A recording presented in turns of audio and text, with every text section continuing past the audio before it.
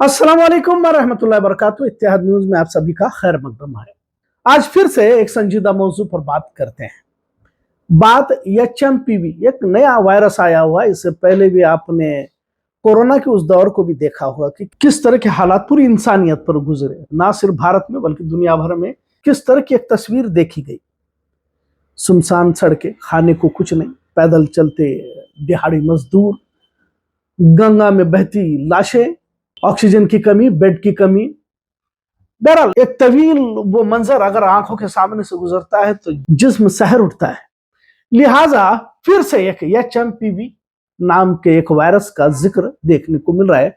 और सबसे अगर बात कही जाए तो भारत की मीडिया अगर दुनिया में सबसे झूठी कहा जाए तो गलत ना होगा, क्योंकि इन्हीं को सबसे ज्यादा जल्दबाजी इसमें नजर आ रही है। कई खबरें तो इस तरह की ब्रेकिंग न्यूज चला रही हैं, आप स्क्रीन पर एक स्क्रीनशॉट्स देख सकते हैं। हेडलाइंस किस तरह की लगाई गई, लाशों के ढेर चाइना में लगे हुए हैं, अब भारत में भी लॉकडाउन की तैयारी, इस तरह का एक माहौल बनाकर। क्योंकि ये वही लोग हैं जिन्हें कोरोना के वक्त बड़ा फायदा हुआ था, और वो फिर से एक बार वो मुंतजिर है कि इस तरह का एक बार माहौल बन जाए। लोग मरते हैं, मरने दो, लोगों को खाना ना मिले, लोग भूखे प्यासे वो तड़फ कर मरते रहे। लेकिन कुछ लोग जो है अपना वो मुफाद हासिल करने का, इन्हीं को तो वो कफन चोर कहा जाता है, क्योंकि मरने वाले लोगों से भी वो फायदा हासिल करना चाहते हैं। चलिए आज इसी पर हम बात करते हैं। कहते हैं कुछ बातों को माजी से सीखना चाहिए। कोरोना के दौर को हमने सबने बड़े करीब से देखा, किस तरह जिंदगी जीना आम इंसान के लिए दुश्वार हो चुका था। कोरोना के मरीज मरते, लोग अस्पतालों में जगह न मिलने पर सड़कों पर अस्पतालों की अहाते में दम तोड़ते मरीज, ऑक्सीजन की कमी, बेड की कमी, खाने पीने की चीजों के लिए तड़पते लोग, सड़कों पर हजारों किलोमीटर पैदल चलते दिहाड़ी मजदूर, गंगा में बहती लाशें, हजारों मंजर। जब भी कोरोना को याद किया जाता है तो जिस्म सहर जाता है। लाखों लोगों ने अपनों को खोया। वैसे देखा जाए तो कोरोना पर भी कईयों की अलग अलग राय देखी गई। दुनिया भी इसमें दो हिस्सों में बढ़ती देखी गई। फिर जिंदा रहने के लिए वैक्सीन के लिए कतारें, यहां तक कर्नाटक की भाजपा हुकूमत में हजारों करोड़ रुपयों का इसी कोरोना में गफला होने का इल्जाम उन्हीं के एमएलए अतनाल ने लगाया था। और सबसे ऊपर वजीर आजम मोदी के नाम पर पीएम केयर फंड, जिसे लेकर भी लोगों के दिलों में शक व शुबात है। खैर, एक तरह से ना भूलने वाला दौर अगर कहा जाए तो गलत ना होगा। लिहाजा आज उसकी याद फिर इसलिए दिलाया जा रहा है क्योंकि अब एक और इसी तरह की कहानी परसने की कोशिश कुछ मीडिया वालों ने शुरू की है।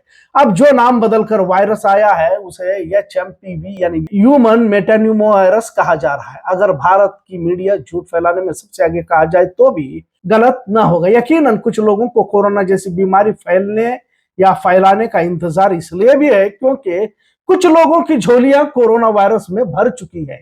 ड्रग माफिया को लेकर भी बारह तबसरे होते रहते हैं। डब्ल्यूएचओ पर भी सवालात इससे पहले खड़े किए जा चुके हैं। दुनिया पर कुछ गिने चुने लोग हैं जो दौलत वाले हैं, हुकूमत करते हैं, ऐसी भी कहानियां सुनी गई हैं। डर को फैलाकर दुनिया पर किस तरह हुकूमत की जाती है इसके भी तजुर्बात आजमाए जा चुके हैं कि बातें हमने इससे पहले भी सुनी है। लिहाजा इस बार बहुत जल्दी डरने की जरूरत नहीं है। खासकर कुछ लोग बहुत जल्दी पैनिक यानी कि खौफ व हिरासा हो जाते हैं और खुद भी होते हैं और कहानियां दूसरों को भी सुनाते रहते हैं। अभी ठीक से किसी बात का इल्म भी नहीं रहता, लेकिन इस तरह उसे समाज खिदमत या नेकी का काम समझकर करने के लिए निकल पड़ते हैं, जैसे आसमान से कोई वही नाजिल हुई। क्योंकि हम जिस दौर में जी रहे हैं इसे दौर फितन और कयामत के करीब का दौर कहा जाता है, और उससे हम गुजर रहे हैं। तरह तरह के फितने रूनुमा होंगे और ऐसे वक्त में हमें हर मामले को अल्लाह रब्बुल इज्जत की तरफ मोड़ना होगा।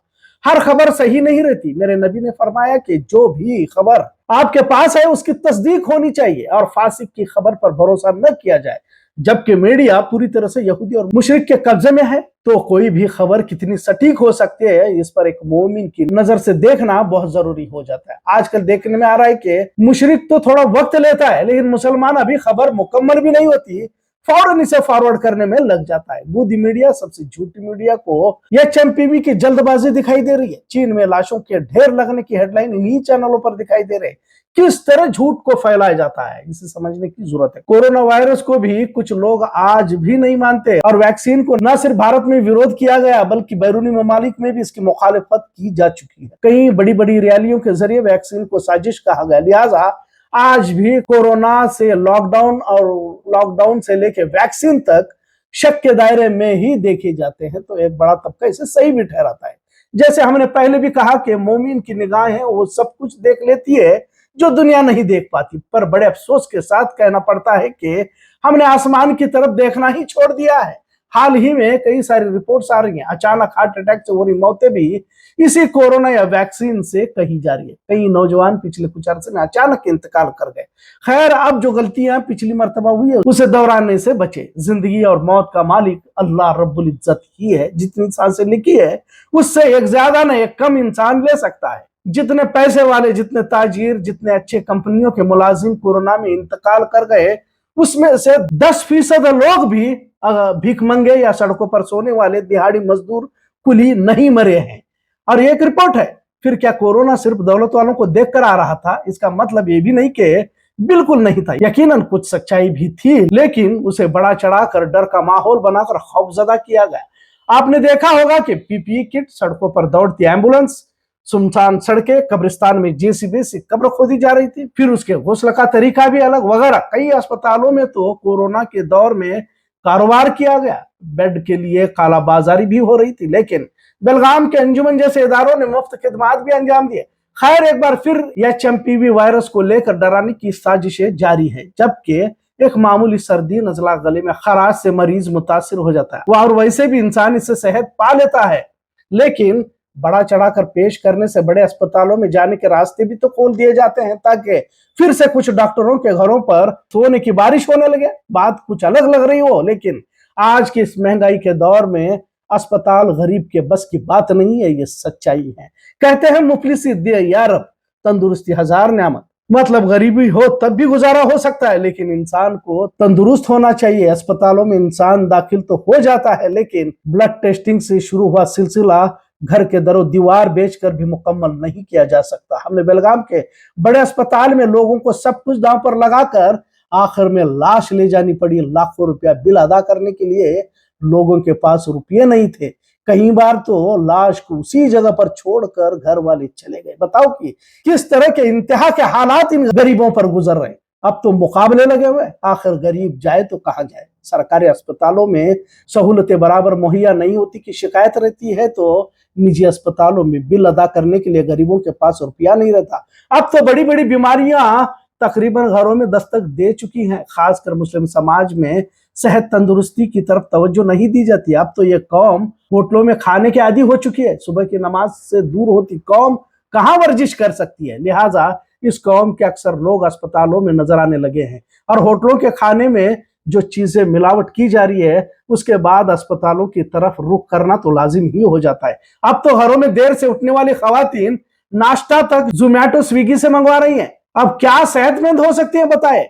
लिहाजा एचएमपीवी वायरस का माहौल फिर से बनाया जा रहा है। यकीनन अब हुकूमत साजिश का हिस्सा बन जाती है तो कुछ करने की, कुछ समझने की गुंजाइश नहीं रहती। इतना जरूर है कि फैसले आसमान ही से हुआ करते हैं। इस दौर फितर में जब भी कोई बला आसमान से हो या इंसानी साजिशों के जरिए फैलाई जाए, तो मोमिन की फिरासत का मुजाहरा करते हुए समझने की कोशिश करे, ना कि पिछली मर्तबा की तरह हर मामले में जल्दबाजी करते रहे। यहाँ तक कि कुछ लोगों ने तो लंदन, फिजी और पता नहीं किस किस मुल्क के दलाइल पेश करके यहाँ के लोगों को डराया जा रहा था। अब ये एचएमपीवी भी एक नया शगुफा हो सकता है। आलमी सतह पर इसकी साजिश की जा चुकी हो, क्योंकि सबसे ज्यादा मीडिया ही इसे फैलाने की कोशिश कर रहा है, जबकि इस वायरस को लेकर इतना खौफ व हिरासा होने की जरूरत नहीं है। पर देखा यह भी जाता है कि इसी तरह धीरे धीरे माहौल बनाकर आखिर में जबरदस्ती से माहौल को थोप दिया जाता है। फिर जनता कर्फ्यू, फिर जबरदस्ती से लोगों को पीट कर घरों में बिठाने तक ये मामला पहुंच जाता है। इसी दौरान मुसलमानों को जिम्मेदार ठहराने की कोशिश भी होती है, और इसे भुलाया नहीं जा सकता। भले आप कितना ही सामाजिक खिदमत अंजाम दो, कितनी ही लाशों का अंतिम संस्कार करो, एक तरह से एक समाज को अलग थलग करने की कोशिश की ही जाती है। इस तरह दोबारा भी किया जा सकता है, इससे इनकार नहीं किया जा सकता। इंशाअल्लाह उम्मीद है कि इस तरह का कुछ भी नहीं होगा, पर खामखा इस पर तबसरे मशवरे करने की जरूरत नहीं है। पर इन सब के दरमियान एक बात जरूर है कि कुछ लोग हैं इस तरह का माहौल बनाने की कोशिश में लगे हुए हैं, और वो चाहते हैं क्योंकि इनका इसमें मुफाद है। आज का मौजू कैसा लगा इस पर जरूर कमेंट करें। इत्तेहाद न्यूज़ देखने के लिए शुक्रिया। अल्लाह हाफिज।